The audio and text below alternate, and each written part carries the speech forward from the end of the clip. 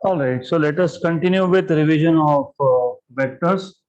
तो in the last session हमने basic एकदम बेसिक वेक्टर क्या होता है, वेक्टर को डिनोट कैसे करते हैं, वो जहां से स्टार्ट होता है उसको टेल बोलते हैं, जहां खत्म होता है उसको हेड बोलते हैं, एरो का मतलब क्या, length of that directed line segment का मतलब क्या, then type of vectors, null vector, equal vectors, resultant vector, negative vector, position vector, unit vector. This is all what we have seen in the last session. So now we need to see vector operations. Vector operation मतलब what you can do with vectors. जैसे आप दो number को add subtract करते हो, वैसे आप vectors के साथ क्या क्या कर सकते हो. That is part of vector operations. तो अब सबसे पहला काम, आप एक वेक्टर को एक स्केलर से मल्टीप्लाई कर सकते हो.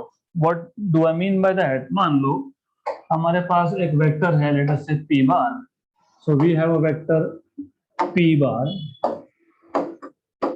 इस वेक्टर को अगर मैंने एक नंबर से स्केलर से मल्टीप्लाई कर लिया, जैसे 2, 3, 4, 5, if I multiply this with late us से 2, तो क्या होगा, आपको एक नया वेक्टर मिलेगा जिसका magnitude is 2 times that of p and direction is the same. अगर मैंने मतलब ये आ गया आपके पास, दिस वाज p बार, तो ये वेक्टर आ गया आपके पास 2p bar.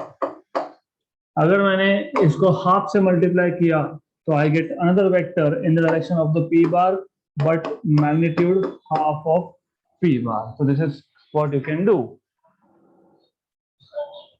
Okay, so multiplying a scalar with a vector gives you a new vector with same direction but different magnitude.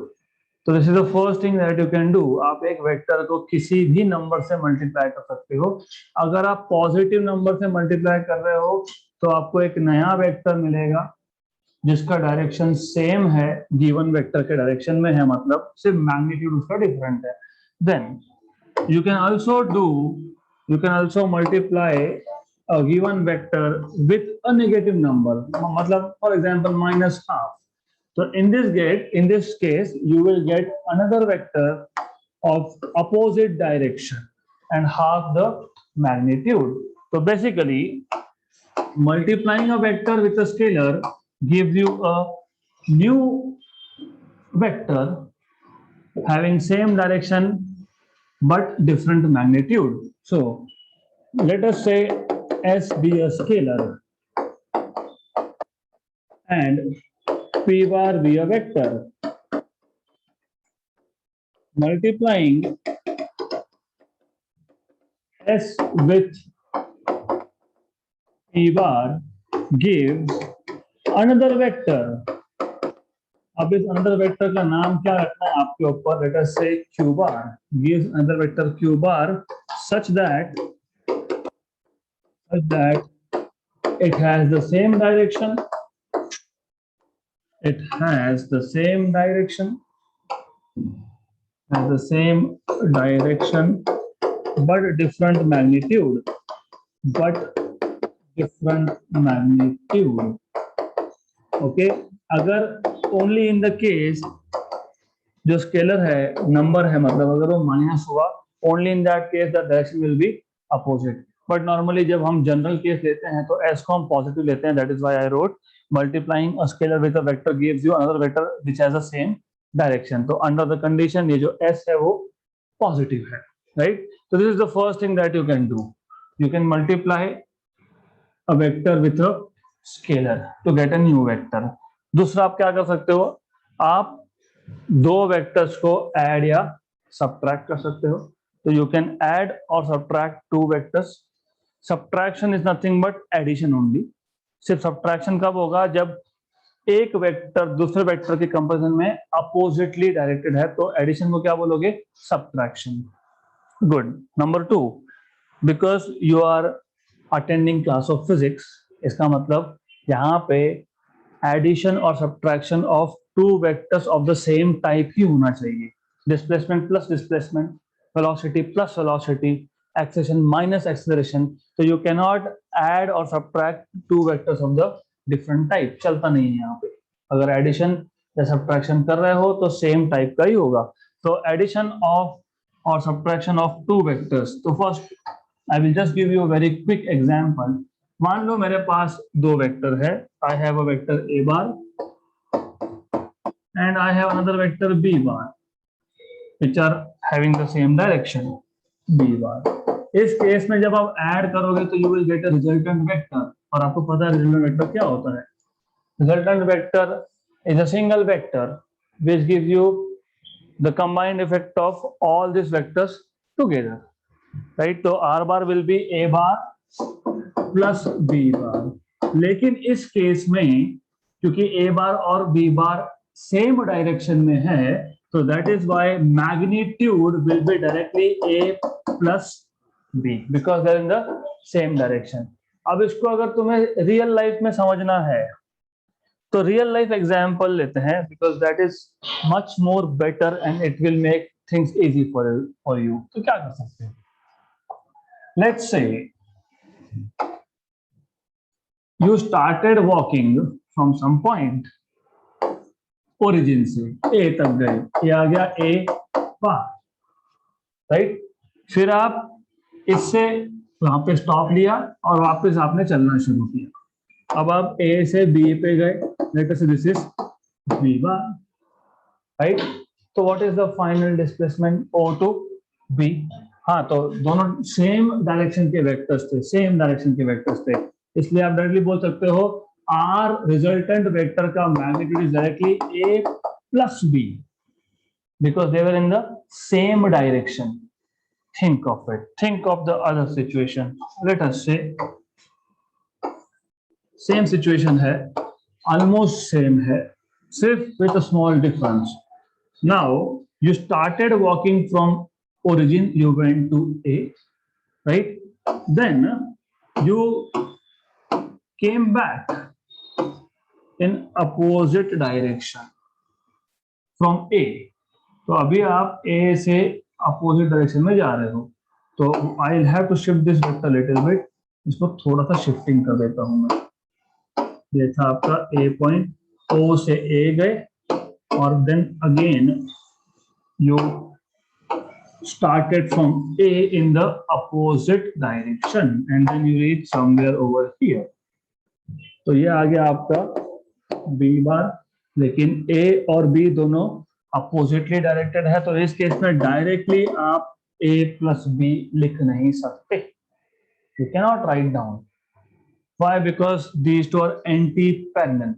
तो क्या करेंगे, तो ऑफ कोर्स वेक्टर नोटेशन में you can definitely write down A bar plus B bar vector notation में, right. लेकिन अगर resultant लिखना है तो चेक कर लेना कौन सा बड़ा वेक्टर है, कौन सा छोटा वेक्टर। बड़ा वेक्टर कौन सा है, बी, तो रिजल्टेंट का मैग्नीट्यूड होगा बी माइनस, राइट। तो resultant will be also in vector form B bar minus A bar once you take into consideration signs। Example real life, अभी परसों मेरे साथ हुआ। I stay at some place, let us say this is my home. I wanted to go somewhere but मुझे realize हुआ कि there is no petrol, sufficient petrol. So मुझे लगा कि यहाँ पे नियरेस्ट पेट्रोल पंप है P1। आई वेंट हियर, उसने बोला भाई बंद है, वापस जाओ। देन आई रियलाइज हाँ ओके, फिर तो गड़बड़ हो गई, क्योंकि यहाँ पे दूसरा था जो अपोजिट डायरेक्शन में था, तो मैं यहाँ से यहाँ पे आ गया। तो फाइनली डिस्प्लेसमेंट तो मैं मेरे घर से मेजर करूंगा, तो this is the resultant which is P2 bar minus P1 बार। तो जब आप दो वेक्टर्स को सब्ट्रैक्ट क्यों करते हो, क्योंकि ये दोनों अपोजिटली डायरेक्टेड थे, राइट। तो क्या करना, direction of the resultant will be always in the direction of the bigger vector. Bigger vector का डायरेक्शन जो होगा वो होगा रिजल्टेंट का डायरेक्शन, करेक्ट। तो ultimately I was at the negative side of the origin, क्योंकि मेरा ओरिजिन मैंने यहाँ सेट करके रखा है, तो I was at the negative side of the origin, right. तो एडिशन और subtraction is not different, is the same thing. सिर्फ सब्ट्रैक्शन कब होता है, जब दो वेक्टर्स अपोजिटली डायरेक्टेड हो, या तो फिर एडिशन ही होगा अगर they are in the same direction. So vectors के साथ हमने दो ऑपरेशंस देखे। एक था ऑफ कोर्स एक वेक्टर को एक तरफ से मल्टीप्लाई किया, दूसरा हमने दो वेक्टर्स को ऐड या सब्ट्रैक्ट किया, right. Then there is one more thing that you need to know, और इसकी जरूरत है नहीं हमको, तो I will just remove this. Okay, so let us just remove this now. Vector addition follows some rules, properties, laws. So there are some rules that vector addition follows. उसमें से number एक है commutative law। याद होगा आप लोगों को, commutative law of vector addition, commutative law of vector addition। तो basically ऐसा है, अगर मैं a bar plus b bar करूं या फिर मैं b bar plus a bar करूं, कोई फर्क नहीं पड़ता। You can add a to b और you can add b to a, is the same thing, you have to prove. Let us say ये मेरे पास पहला वेक्टर था जो o से स्टार्ट हुआ और a पे खत्म हुआ, ये है a bar. Then I had another vector जो A से start होके B पे खत्म हुआ, so I have this as B and this is B bar। तो resultant मतलब A bar plus B bar will be a vector starting from O and ending at B। ये हमने already देखा resultant में, this is resultant R bar। Resultant is a single vector which gives you the same effect of two or more vectors combined together। तो O से A से B, ultimately O to B। तो अगर आप left hand side पे देखोगे, A bar plus B bar is a vector starting from O and ending at B। तो ऐसा बोल सकते हो लेफ्ट हैंड साइड में, you can say this is LHS is A bar plus B bar which is equal to, मैं इसको नाम दे देता हूं R1 बार, तो I call this is R1 bar, this is R1। Then मैंने अगर उल्टा किया होता, उल्टा मतलब मैंने B बार में A बार ऐड किया होता, तो B बार में अगर A बार ऐड किया होता, if I add other way around, कर सकते हैं। कैसे कर सकते हैं? इजी है। If you remember I told you once कि वेक्टर्स आर वेरी फ्लेक्सिबल। आप वेक्टर्स को जहां चाहो वहां पे रख सकते हो अंडर टू कंडीशन। एक तो डायरेक्शन नहीं चेंज कर रहे हो, एक तो मैग्नीट्यूड नहीं चेंज कर रहे हो। मैं जब इसको घुमा रहा हूं, मैंने इसका लेंथ बढ़ाया क्या? नहीं। इसका डायरेक्शन चेंज हो गया? नहीं। अगर ये ईस्ट में था तो ईस्ट में ही है, right. I can not do this, direction change करना अलाउड नहीं है। दूसरा, उसका लेंथ चेंज करना अलाउड नहीं है। तो जब तक मैं इस वेक्टर का डायरेक्शन या मैग्नीट्यूड चेंज नहीं कर रहा हूं, तो मैं उस वेक्टर को कहीं से भी उठा के कहीं पे भी रख सकता हूं। और ऐसा क्यों करना है? ऑब्वियसली पहले केस में क्या किया आपने, ए बार जहां खत्म हुआ वहां से बी बार स्टार्ट हो रहा था, तो आपने ए बार प्लस बी बार कैसे लिखा है? It's a vector starting from the tail of first vector and ending at the head of second. A bar का टेल और बी बार का हेड। जब आप ए बार प्लस बी बार करते हो तो ए बार का टेल और बी बार का हेड। जब B bar plus A bar करूंगा, when I have to do B bar plus A bar, तो बी के टेल से ए के हेड तक जाना चाहिए। तो दैट इज व्हाई मुझे इस वेक्टर को शिफ्ट करना पड़ेगा। यहां पे मैंने शिफ्ट कर दिया, that's it. I just shifted, nothing else. इसको शिफ्ट कर दिया मैंने। तो now as you C,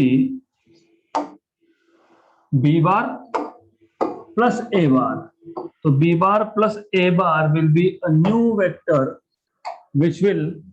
which will be like this, okay, from the tail of B and ending at the head of A, right? Good। so points को हटा दो, don't write points, you don't have to write points there, right? do you see something? इसको मैं बोल लेता हूं R2 bar. do you notice something? नहीं।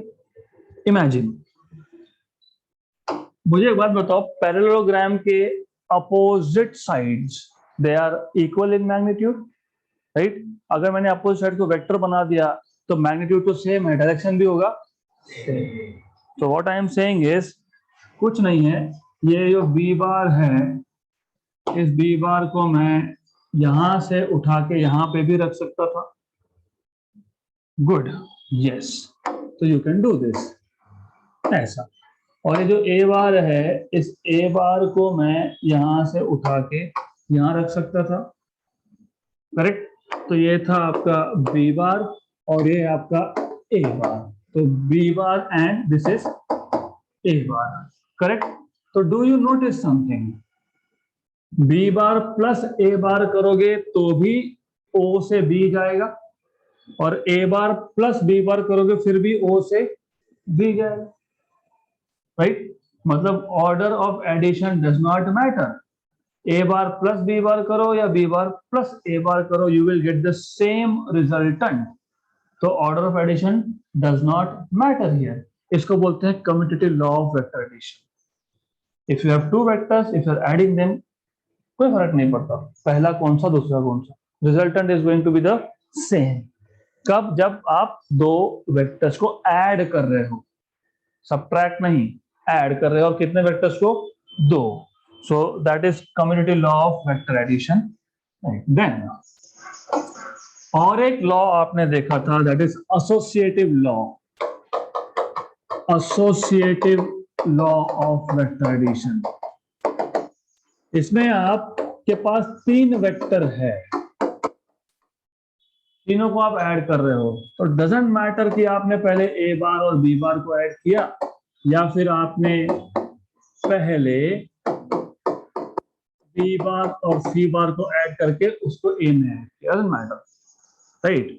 तो it is into bracket A bar plus B bar plus C bar, क्योंकि A bar plus B bar will give another vector, ये नया वेक्टर बनेगा, प्लस सी बार, या फिर A bar plus B bar plus C bar is another vector, तो A bar plus new vector या फिर new vector plus C bar is the same. हम ये भी प्रूव करेंगे, बहुत इजी है, और इसको प्रूव करने के लिए आपको वापस से तीन वेक्टर्स चाहिए। मैं पहले वेक्टर को बोल दूंगा ए, मैं अभी सिर्फ इसका पॉइंट्स का नामकरण अलग से कर रहा हूँ, this is OP, this is A bar, just to avoid confusion, that's it, I don't want to have any confusion here.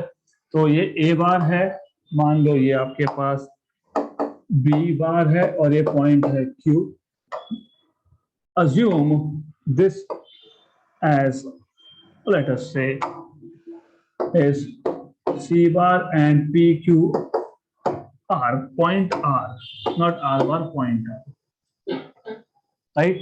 So obviously final answer will be from O to R, right? But let us do this in two different ways.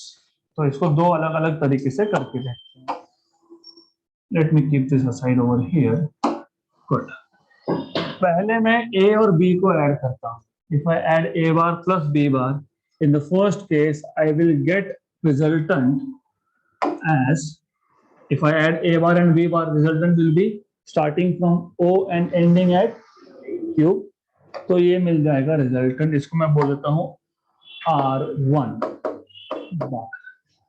तो ये जो आपके पास left hand side में, right hand side है, ये left hand side है जो आपके पास, तो लेफ्ट हैंड साइड में ए बार प्लस बी बार आपने पहले कर लिया, तो जब आपने ए बार प्लस बी बार पहले कर लिया तो क्या मिला?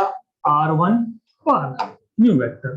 तो this A bar plus B bar को मैंने नया नाम दिया है R1 बार, और उसमें क्या ऐड करूंगा मैं? ये आखिरी का क्या बचा? C, तो मैं I will be adding C bar here, right? मतलब नेक्स्ट स्टेप में ये ए बार और बी बार को भूल जाओ, हो गया उसका काम। Once you added it up, एक बार एडिशन हो गया, इसका काम खत्म हो गया। Imagine it, this A bar and B bar are not there, just imagine, okay, they are not there, क्योंकि A bar plus B bar is new vector R1 bar. अभी R1 bar plus C bar करोगे तो R1 plus C, so the resultant will be from O to R. Very good, from O to R. So finally you will get another vector which starts from O and ends at R. So this is the final vector OR bar. So this is equal to OR bar. आपको चाहिए तो आप इसको R bar भी बोल सकते हो, कोई फर्क नहीं पड़ता है, R bar. Okay, OR bar equal to R bar. Left hand side में समझ में आ गया कि लेफ्ट हैंड साइड का फाइनल वेक्टर जो बनेगा वो O से स्टार्ट होके R पे खत्म होगा. अब राइट हैंड साइड देखते हैं. According to right hand side आपको B प्लस C पहले कर लेना है. B plus C. B vector starts from P, ends at Q, and C vector starts at Q and ends at R. So B bar plus C bar will be a vector starting from P ending at R. Ending and R. Very good. तो ऐसा कर सकते हो. ये आ गया आपका, इसको बोल देंगे R2 बार. एक बार R2 बार मिल गया तो you can easily safely remove this. Doesn't matter, गया, भूल जाओ उसको. हाँ, इमेजिन कि नहीं है, इमेजिन. ओके, देन इसका मतलब ये जो आपने ऊपर लिख के रखा है, this term you can write it as A bar plus R2 bar. मतलब अब मैं A bar और R2 वेक्टर को ऐड करूंगा तो कहां से स्टार्ट होगा, कहां खत्म होगा. मतलब ultimately again the final answer is O2R new vector OR bar which is R bar. So you see A bar plus B bar, उसमें C बार ऐड करो, या फिर A बार में B bar plus C bar add करो, answer is the same. इसको बोलते हैं associative law of vector addition. Okay, simple. Yes, good. तो अगर आपको बेसिक्स पता होगा तो देन ये जो हम अभी तक कर रहे थे, O A bar plus B bar, O से स्टार्ट होके Q तक, राइट. हमने यहाँ पे बोला B bar plus C bar P से स्टार्ट होके R. इसको ही बोलते हैं ट्राइंगल ऑफ वेक्टर एडिशन. तो what is triangle of vector addition? है वही जो हमने किया, बट सिर्फ इसको बोलने का तरीका अलग है. आपके पास एक वेक्टर था, O से स्टार्ट हुआ, P पे खत्म हुआ, A बार. आपके पास एक दूसरा वेक्टर है जो P से स्टार्ट होके Q तक जाएगा, तो लेट अस से Q तक जाएगा. करेक्ट. आप सबको पता है कि फाइनल आंसर क्या आने वाला है. What is final answer? O से Q, राइट. सिर्फ इसको अब इन टर्म्स ऑफ ट्राइंगल लिखने वाले हैं. इफ टू वेक्टर्स, कौन से two vector, A bar and B bar, if two vectors represent two sides of incomplete triangle, क्योंकि कंप्लीट कहाँ हुआ अभी. If two vectors represent two sides of incomplete triangle taken in order. क्यों? जहां पे पहला खत्म हो रहा है वहां पर दूसरा स्टार्ट हो रहा है, इसलिए taken in order, right. Then the third side represents the resultant of the two vectors both in magnitude and direction. तो the third side आएगा, that is थर्ड साइड किसका, ट्राइंगल का. तो third side represents what's, resultant. तो third side represents resultant of incomplete triangle. So R bar equal to A bar plus B bar, right. This is triangle law. वही है, सिर्फ उसको बोलने का तरीका अब in terms of triangle. If two vectors A bar and B bar, मैं थोड़ा थोड़ा चेंज करते जाऊंगा. पहले मैंने ये नहीं बोला कि सेम टाइप, लेकिन फिजिक्स है तो सेम टाइप होना चाहिए. If two vectors of the same type are represented in magnitude and direction by two sides of incomplete triangle taken in order, then the third side represent the resultant in both in magnitude and direction, right. That is triangle of vector addition. तो जो हम already use कर रहे थे उसी को लिखा है in terms of triangle, that becomes triangle law. तो इजी है, and notes you already have, तो you already know how to write. तो लिखना आपको आएगा, right. Only thing is you need to be careful with words. मैं अभी लिख के दे देता हूँ फॉर द टाइम बीइंग, क्योंकि अगला जो लॉ है वो समझने के लिए इजी होगा। तो स्टेटमेंट में क्या लिखोगे, if two vectors of the same type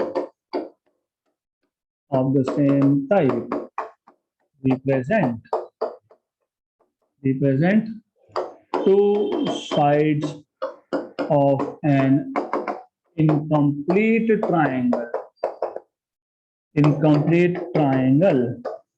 then the resultant of these two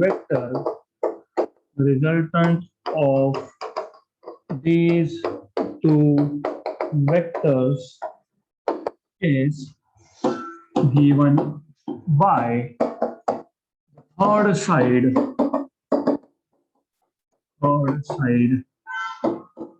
both in magnitude and direction. By the way, resultant starts from tail of first vector and ends at head of second vector. तो ये लिख देना, the resultant vector starts from tail of first and ends at head of second. Done. You will get sufficient maximum points. Okay, good. Now, what if आपके पास जो दो vectors थे वो दोनों एक ही पॉइंट से स्टार्ट हुए, ये O से P आपके पास A वेक्टर था और then P to Q was another, लेकिन in this case I have second vector also starting from the same point and going to P Q R S, let us say ये आ गया B बार। इस case में और इस case में there is no difference at all, लेकिन अभी दो नाम दिए हैं, क्यों? क्योंकि सिर्फ स्टार्टिंग पॉइंट दूसरे वेक्टर का अलग है।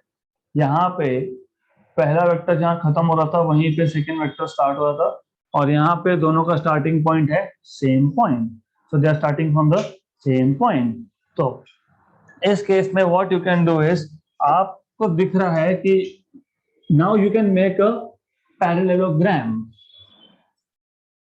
आप क्या कर सकते हो, आप ऐसा कर सकते हो, एक वेक्टर पैरेलल वेक्टर ड्रॉ कर सकते हो ए बार को, दूसरा पैरेलल वेक्टर ड्रॉ कर सकते हो आप बी बार को, और आप पैरेललोग्राम कंप्लीट कर सकते हो। फिर जो रिजल्टेंट होगा वो डायगोनल होगा, किसका? पैरेललोग्राम का। लेकिन देयर आर टू डायगोनल्स, एक तो ये डायगोनल है और दूसरा ये डायगोनल है। कौन सा लेंगे? The first one. तो by definition you should know, in this case resultant is the diagonal of the parallelogram starting from the same point, starting from the source of the two vectors. Correct? मैं वापस repeat कर रहा हूँ. So we are into now law of parallelogram. Only difference between triangle law and parallelogram law is, यहाँ पे in case of parallelogram law, both the vectors they start at the same point. दोनों vectors जो है वो एक ही point से start हो रहे हैं. That is the only difference. That's it. Triangle law में जहां पे पहला vector खत्म होता है वहां से दूसरा vector start होता है. That was the difference. Okay? तो ये difference था, ऐसा था वो. Right? So this was the difference. Then ये आपका B बार, right? तो by the way, in reality parallelogram law और triangle law एक ही है. These are not two different laws. अभी लिखा है तो बताना पड़ता है मुझे, हाँ दो लॉ पर एक ही है. कैसे एक है? मैंने अभी अभी आपको बताया, you have the luxury to take this vector anywhere you want. जहाँ चाहो वहां रखो, कोई फर्क नहीं पड़ता, डायरेक्शन में मैंने चेंज मत करना. तो यहाँ से ये ट्राइंगल लॉ था ना, यहाँ से उठा के यहाँ पे रख दिया, क्या फर्क पड़ा? Nothing, no difference. सिर्फ मैंने उसको एक पॉइंट से उठा के दूसरे पॉइंट पे रख दिया. तो आ गया क्या सेम केस दोनों? यस, सिर्फ वर्डिंग्स चेंज होंगे. आपने यहाँ पे बोला था two vectors of the same type represent two sides of incomplete triangle, right? Correct? यहाँ आप बोलोगे if two vectors of the same type represent two adjacent sides, क्योंकि एडजेसेंट साइड्स है, of incomplete parallelogram, then the resultant of these two vectors is the third side, then the resultant of these two vectors is represented by diagonal of the parallelogram starting from the same point. That's it. कोई difference नहीं है, वही है, सिर्फ यहाँ पे common point से start होगा. और बाय द वे, पहले आपको स्टेटमेंट लिखते वक्त इट इज ओके, स्टेटमेंट लिखते वक्त आपसे बोल सकते हो if two vectors of the same type represent two adjacent sides of a parallelogram, then the resultant of these two vectors is the diagonal of the parallelogram starting from the same point. ठीक है, statement के लिए ठीक है, but while solving पहले parallelogram को complete करना पड़ेगा. Okay, first is to complete this.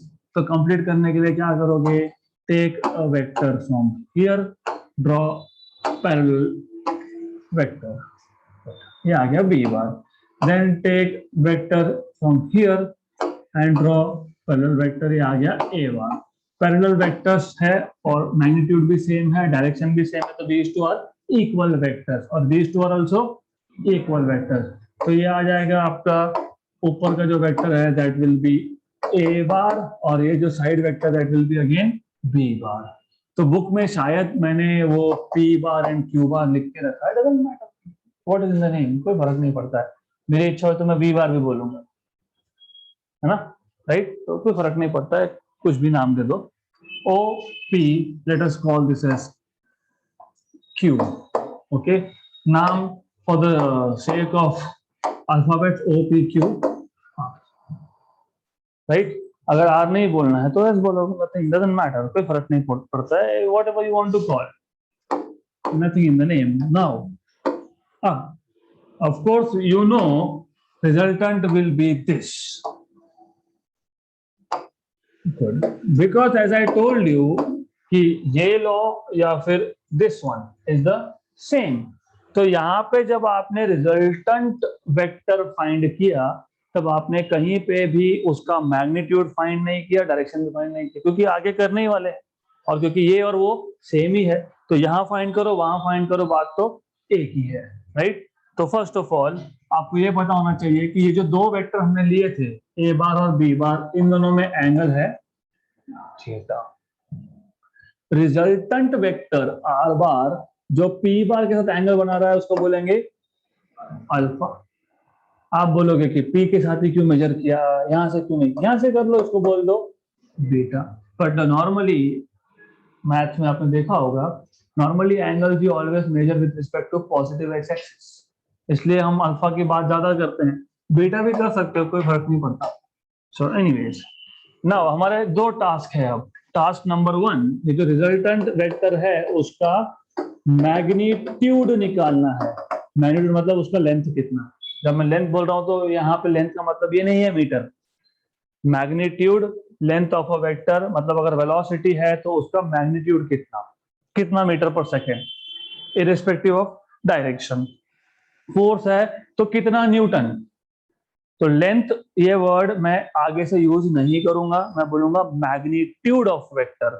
तो हमको ये आर बार का मैग्नीट्यूड फाइंड करना है, of course in terms of A bar and B bar and theta, क्योंकि ए और बी तो पता था ना, थीटा भी पता था, राइट. अब प्रॉब्लम क्या है कि क्यू इक्वेशन चाहिए. आपको याद होगा जब दो वेक्टर्स सेम डायरेक्शन में थे तो आपने क्या बोला, what is the magnitude of resultant, A plus B.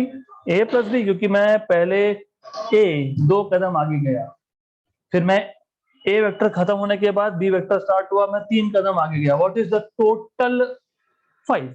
क्यों, because the vectors are in the same direction. यहाँ डायरेक्शन सेम है क्या दोनों का, नहीं. या फिर यहाँ सेम था, नहीं. आप बोलोगे मैंने यहाँ I put 2 steps here and I put 3 steps here, तो दिस शुड बी 2 + 3 5. ऐसा नहीं होता है. This is not at all 2 + 3, क्योंकि डायरेक्शन चेंज हुआ है. अगर डायरेक्शन सेम रहता तो यस यू कैन से. तो प्रॉब्लम ये है क्योंकि डायरेक्शन चेंज हुआ, इसलिए हमको एंगल बिटवीन बोथ वेक्टर्स पता होना चाहिए टू नो कि फाइनल रिजल्टेंट जो है उसका मैग्नीट्यूड कितना है। तो टू फाइंड आउट दिस हम कुछ नहीं कर सकते, वी आर हेल्पलेस हियर। क्यों नहीं कर सकते? I don't see any right angle triangle. कम से कम राइट एंगल ट्राइंगल होता तो मैं पाइथागोरस थ्योरम अप्लाई कर लेता। Is no right angle triangle over here. नहीं है तो बनाओ। कैसे बनाओगे? इस लाइन को एक्सटेंड कर दो। तो extend this line little bit. तो extend this line little bit. तो इस लाइन को मैंने एक्सटेंड कर दिया, और इस लाइन को एक्सटेंड करने के बाद इस क्यू पॉइंट से नीचे की लाइन पे एक परपेंडिकुलर ड्रॉप कर देते हैं। सो let us drop a perpendicular like this. और याद रखना ये परपेंडिकुलर है। परपेंडिकुलर है मतलब वो 90 डिग्री का एंगल बनाएगा।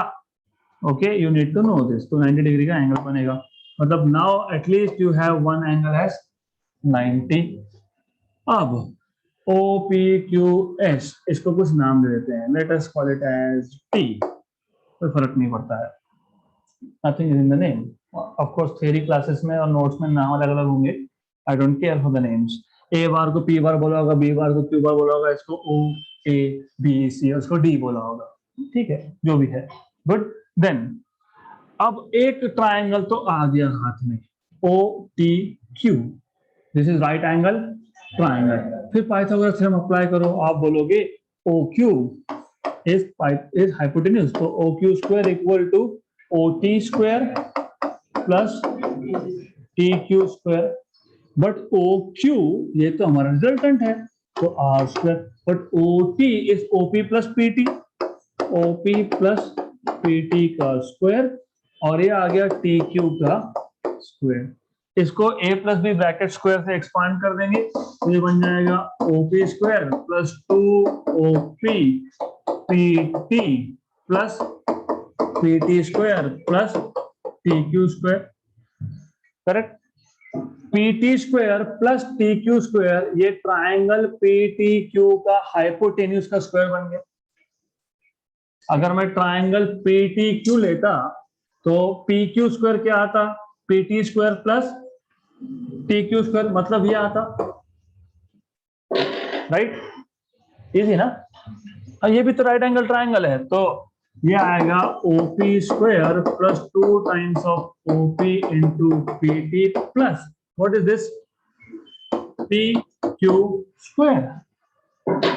P T square plus T Q square is P Q square. अब इंटरेस्टिंग, ओपी क्या था? ए वेक्टर क्या मैग्नीट्यूड का स्क्वायर, मतलब A square plus 2 times of OP, मतलब वापस से ए। पीटी पता नहीं, रखते हैं फिलहाल इसको पेंडिंग, देखते हैं। Plus P Q, P Q कौन सा वेक्टर है? बी, तो ये आ गया बी स्क्वायर। तो वी आर ऑलमोस्ट देयर, लगभग पहुंच गए हम जहां जाना था। PT, I don't know what is this, but I know this. I also don't know what is QT. ये एंगल थीटा होगा क्योंकि ये एंगल थीटा था, पता है ना आपको? If this angle is theta, this angle is also theta. Corresponding angle theorem, very good. अब हमारा इंटरेस्ट कौन सी साइड में है? पीटी में। पीटी ये थीटा का एडजेसेंट है, तो एडजेसेंट है तो कॉस यूज करोगे कि sine? Cos, very good. You are all smart students. तो cos theta is adjacent side upon hypotenuse. Hypotenuse क्या है यहाँ पे? P Q. तो यहां से आपको मिल गया P T equal to P Q cos theta. लेकिन पी क्यू क्या है? बी वेक्टर है, तो ये आ गया आपके पास बी कॉस थीटा। अब पी टी की वैल्यू यहां डालेंगे, तो you will get R square equal to A square plus 2a P T is B cos theta plus B square. तो आर वेक्टर का मैग्नीट्यूड मिलेगा under root of this A square plus 2ab cos theta plus B square. मैंने आपको बताया था कि ultimately resultant हमको चाहिए ए बी और थीटा के टर्म्स में, क्योंकि ए पता होगा, बी पता होगा। कैसे पता होगा? Easy. An object moving along east covers a distance of 10 meter. A पता है 10 meter, right? Then the object starts moving north east, ये ईस्ट है, ये नॉर्थ है, नॉर्थ ईस्ट एकदम बीच में, मतलब 45 डिग्री, मतलब एंगल पता लग गया। जिसको नहीं समझ में आ रहा है इमेजिनेशन, देखो ये वेक्टर्स हम लोग टाइम पास करके नहीं सीखते हैं, समझ लो, यू नीड दिस। आपको बोला है ये ईस्ट डायरेक्शन है, ये नॉर्थ। एक ऑब्जेक्ट है जिसने स्टार्ट किया मोशन इन ईस्ट और 10 मीटर कवर किया, मतलब आपको पता हो गया व्हाट इज ए बार, ये है 10 ऑफ कोर्स। उसके बाद ऑब्जेक्ट ने टर्न मारा and started moving north east, north east, north east ये डायरेक्शन होता है, मतलब ये ईस्ट के साथ भी 45 बनाता है और नॉर्थ के साथ भी 45 बनाता है, मतलब ये सेकेंड वेक्टर आ गया। और मान लो 12 मीटर कवर किया, 12, ओके, तो ये आ गया आपके पास बी बार, ए बार का मैग्नीट्यूड 10, बी का 12, एंगल आपको पता लग गया, right? So what is the resultant? And of course resultant is from here to here, of course, right? तो resultant का मैग्नीट्यूड कितना होगा, देखो 10 स्क्वायर 100 है ना, plus 2 into 10 into 12, 2 into 10 20 into 12 240, बराबर है ना, cos ऑफ 45 1/√2 b स्क्वायर, 12 का स्क्वायर 144, इसको सॉल्व करोगे तो मिल जाएगा आंसर, राइट।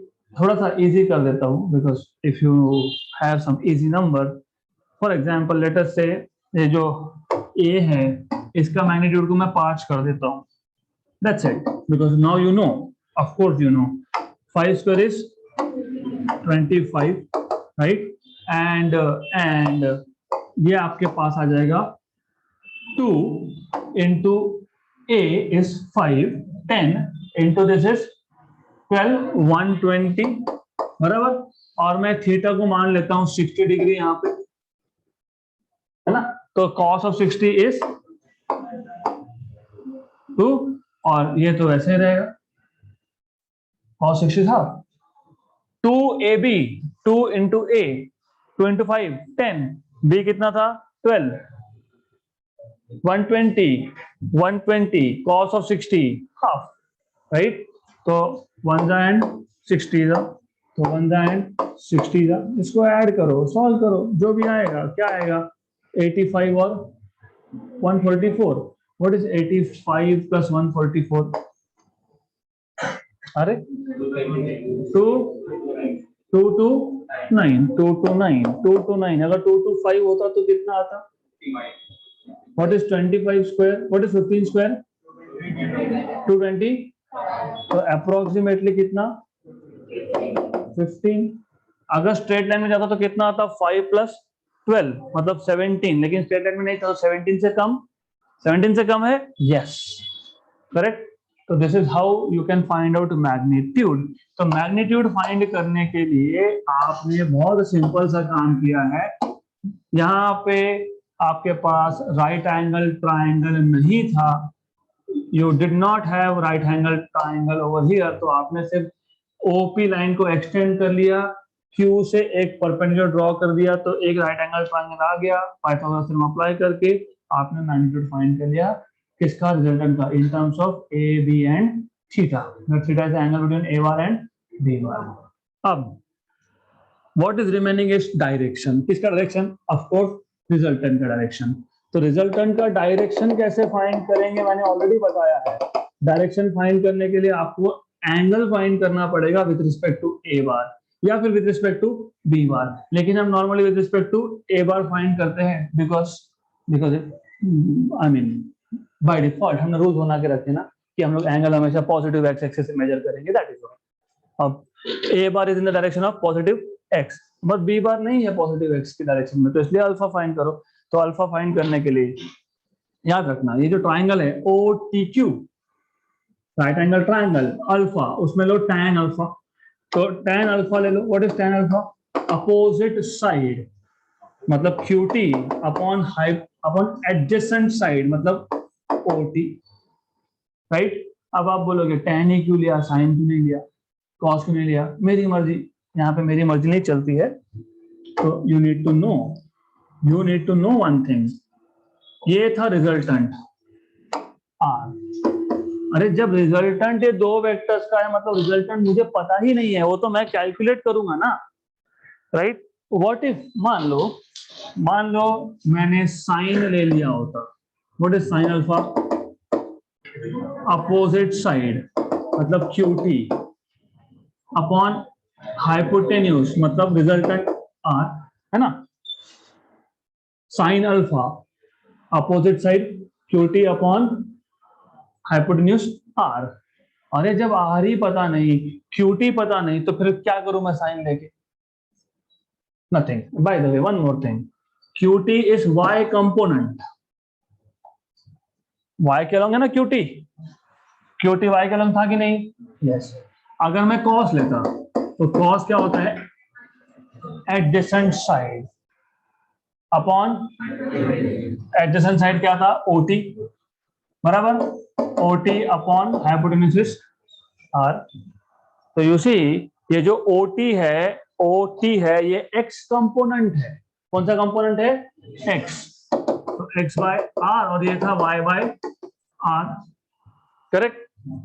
तो cos लिया तो सिर्फ वेक्टर का x कंपोनेंट रिप्रेजेंट हो रहा है, और इफ आई टेक साइन तो only y component is being represented here. तो इफ यू सी अगर मैं tan लेता हूं, what is by definition tan, sine by cos, है ना, sine alpha by cos alpha. अगर आप डिवाइड करोगे तो y by R upon x by R, मतलब क्या बचेगा, y by X, y by X. मतलब tan लेने से एक चीज तो हुई कि x कंपोनेंट और y कंपोनेंट दोनों रिप्रेजेंट हुए।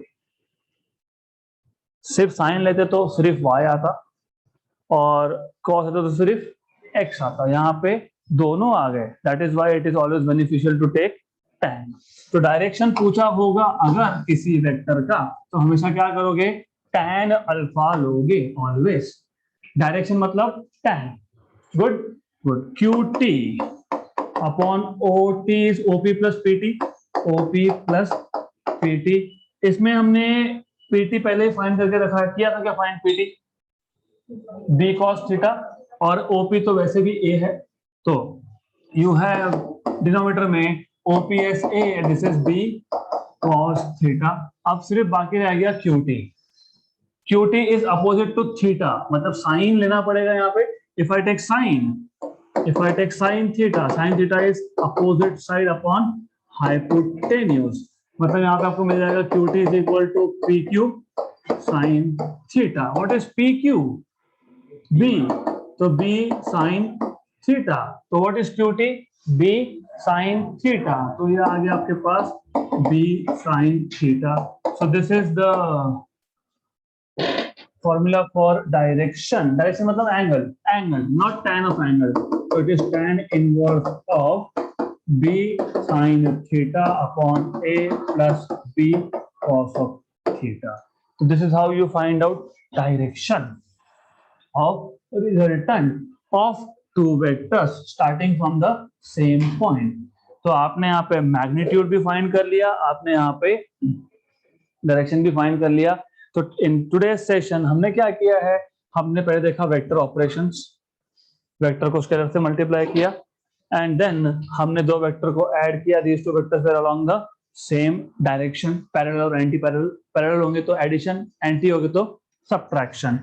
फिर हमने देखा कि अगर ना पैरेलल है ना एंटी पैरेलल है, they are into two different directions, तो triangle of vector addition, if the second vector is starting from the end point of first and if the two vectors are starting from the same point, then you apply parallelogram law of vector addition, right। तो आज हमने सिर्फ addition की बात की, दो vectors को add किया हमने।